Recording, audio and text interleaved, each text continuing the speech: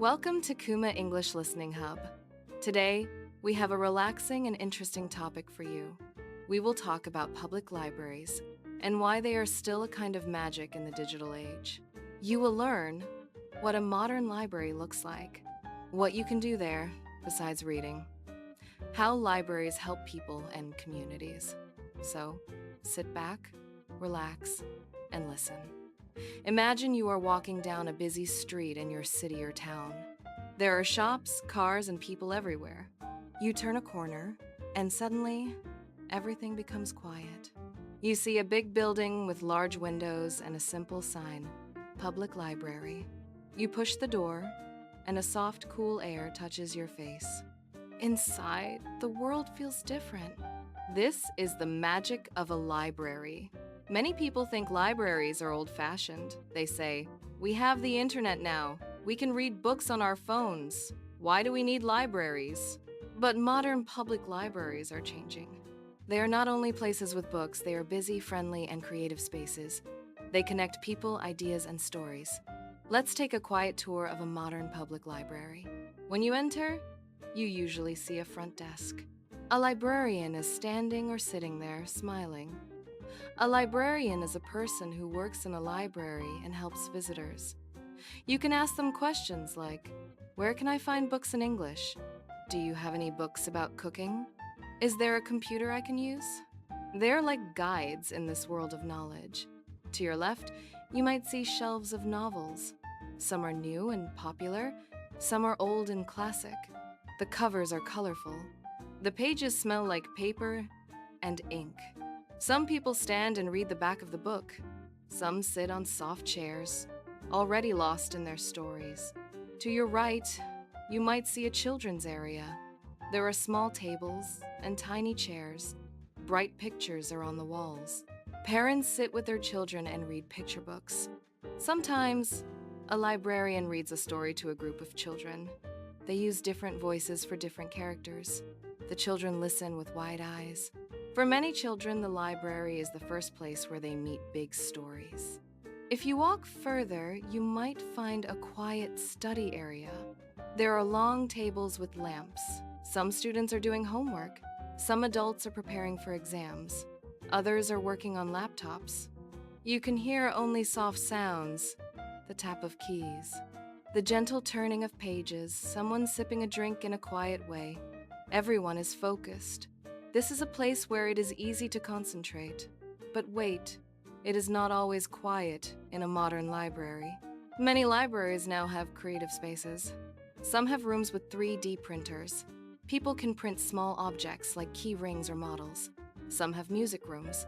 There, people can practice musical instruments. Other libraries have language corners. People come to practice English or other languages. They sit in a circle and talk. They meet new friends. You may be surprised, but many public libraries are also digital. They do not only have paper books, they have ebooks, they have audiobooks. This means you can listen to a book just like this podcast. You can borrow these digital books with a library card. Sometimes you do not even need to go to the building. You can use an app on your phone. You can enjoy books on the train, in your bed, or in a park. So what is a library card? A library card is a small card with your name and a number. It shows that you are a member of the library. With this card, you can borrow books and take them home, use computers and printers, access online books and databases, join special events and programs. In many places, a library card is free.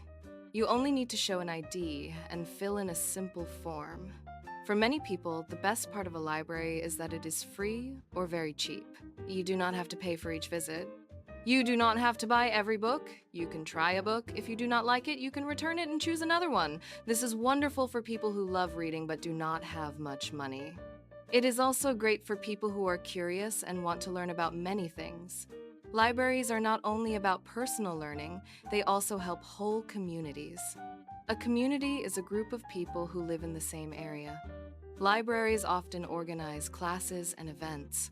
They might have a talk by a local writer, a workshop on how to write a CV, a class on how to use email.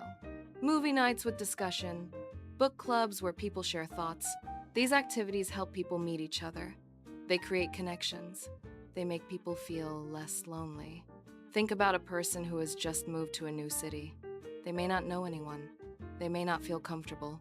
If they walk into a library, they can find information in their own language. They can find language classes. They can join groups.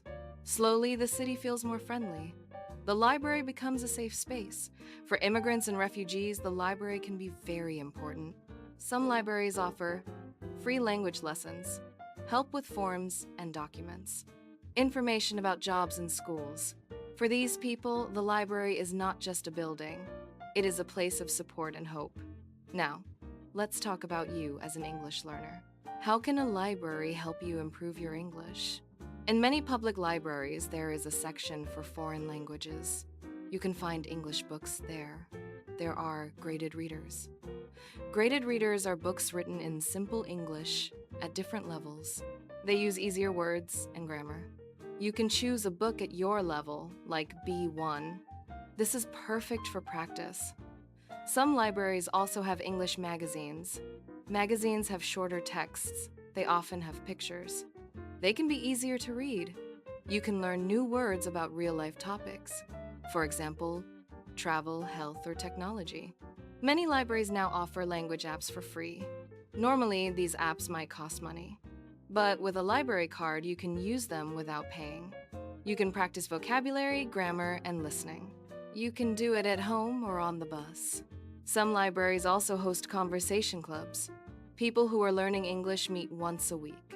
They sit in a circle and talk about simple topics. A volunteer or teacher helps them. You can practice speaking and listening in a safe place. You do not need to feel shy. Everyone is learning.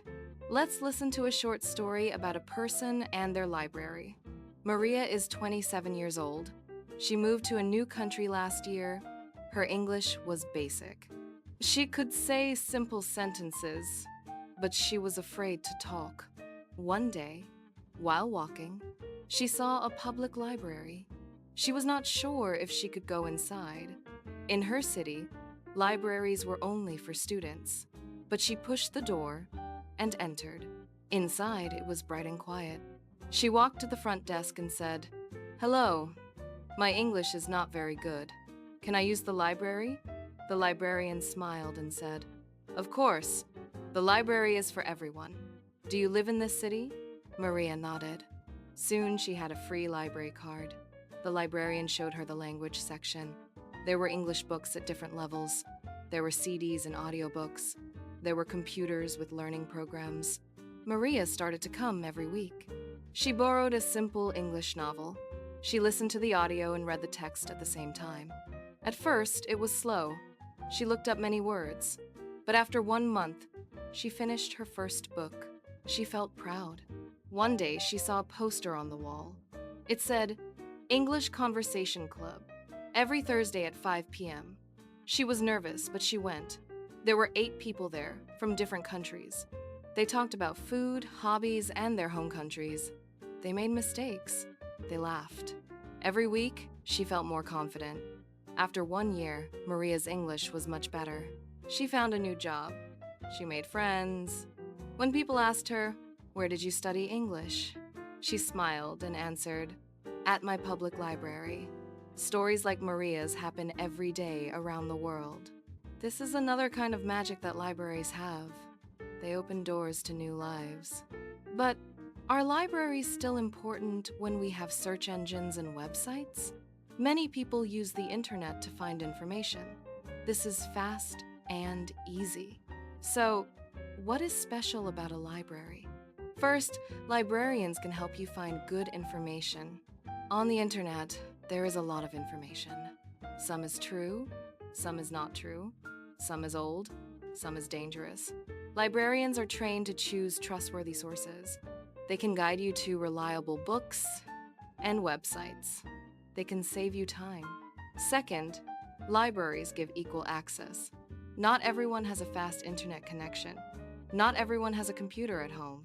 In many places, people go to the library to use a computer for free.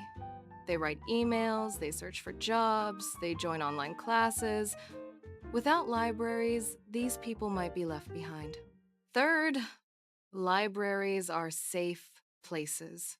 They're usually calm and quiet. You can sit there for hours. No one asks you to buy anything. You can be alone, but not lonely. You can be surrounded by people, but still in your own world. This feeling is hard to find in busy coffee shops or noisy homes. Fourth, libraries protect stories. They keep local history. They collect photos of the city in the past. They store newspapers from many years ago. They have books by local writers. They remember the voices of people who lived before us. Without libraries, many of these stories could disappear. Maybe now you are thinking, this sounds great, but my city does not have a big library. Even a small library can be useful.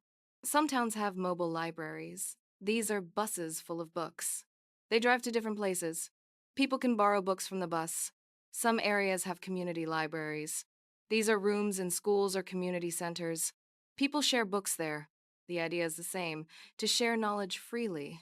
Now, let's connect this topic to your English listening practice. While you listen to this podcast, ask yourself some questions. You can pause the audio and think. For example, does my town or city have a public library? Have I ever visited it? What did I see there? If I have not visited, why not? What could I do in a library to practice English? These questions help you link new information to your own life. This makes learning stronger. Here are some simple ideas for using your local library to improve your English. Idea 1. Read graded readers. Choose a book that is not too difficult. Read one chapter each day. Do not stop for every new word. Try to understand the main idea. Later, you can check new words. Idea 2. Listen and read at the same time. Borrow an audiobook and the same book on paper. Listen to the audio while you follow the text with your eyes. This helps your listening and your reading. You will also learn natural pronunciation. Idea 3. Join a language group. Ask a librarian if there is an English club. If there is not one, maybe you can help start a small group. Even 2 or 3 people can practice together. Idea 4. Use English in the library. When you talk to librarians, try to use English if possible. You can ask simple questions like, could you recommend an easy English book? Where can I find books about travel in English? Each short conversation is practice. Before we finish, let's review the main points from today. Public libraries are more than places with books. They are modern spaces where people read and study. Use computers and the internet. Take classes and join events. Practice languages.